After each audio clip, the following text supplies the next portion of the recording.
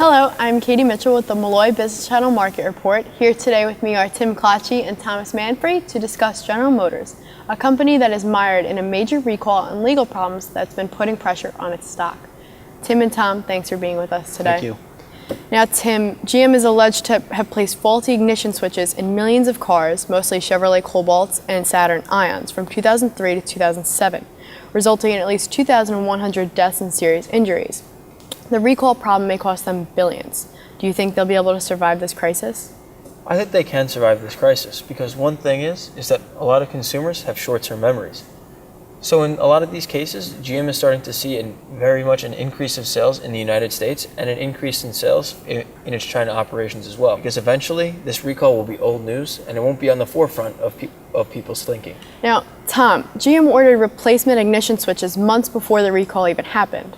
How damaging do you think this is for the company from a public relations point of view? It looks very bad from a PR view. So 2 months prior to the actual recall in February 2014, they put in an order for about 500,000 parts for the ignition system, and it would have cost them about $2.5 million. So that $2.5 million, instead of a $10 billion lawsuit they're looking at, makes them look pretty silly when they had the opportunity to take advantage that they had a timing element involved where they could have actually given the parts out and installed them in all these cars that are now being recalled. Tim, GM's new CEO, Mary Barra, has been taking a lot of heat for all of GM's problems. Do you think that she's been taking the correct steps to deal with the recall and all of this negative publicity? I think that she has because she's really done a good job of trying to improve the product image and the safety of GM's parts by placing more internal controls in and trying to make sure that this problem doesn't happen again. So time will tell to see whether or not she's actually doing an effective job in terms of preventing this and to making sure that GM can stay through the future. But so far, I think she's done a pretty good job of it. Now, Tom, we've seen that other companies have been facing recall problems as well. Numerous car makers, including Honda, are dealing with faulty airbags that can explode.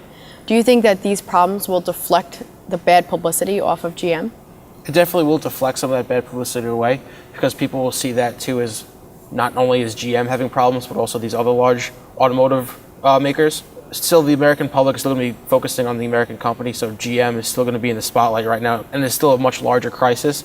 I mean, those Japanese retailers or other Asian retailers are looking at about 5 million cars being recalled, while GM has over 30 million cars being recalled right now. But despite all the safety issues and lawsuits, sales have continued to increase in North America and China, though they have been a little off in Europe.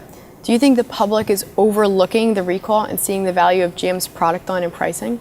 I think that they have because GM sales have increased by 10% in the United States and 3% in China.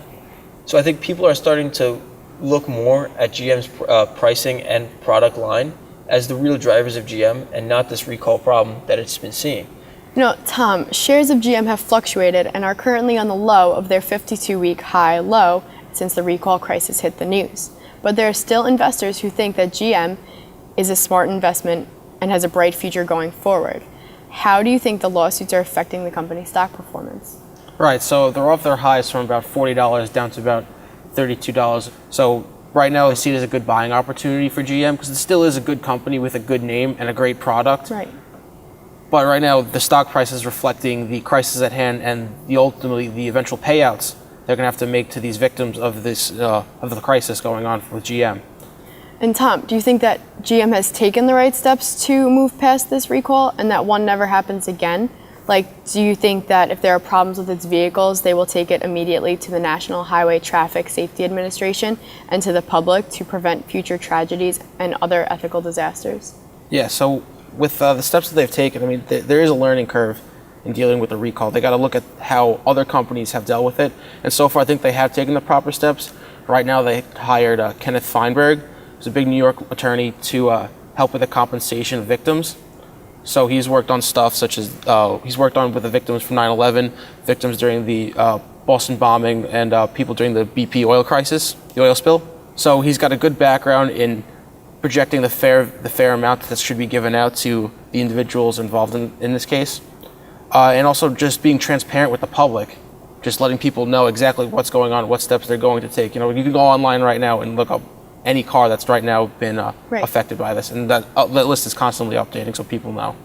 Well, thank you, Tim. Thank you, Tom, for being with us today.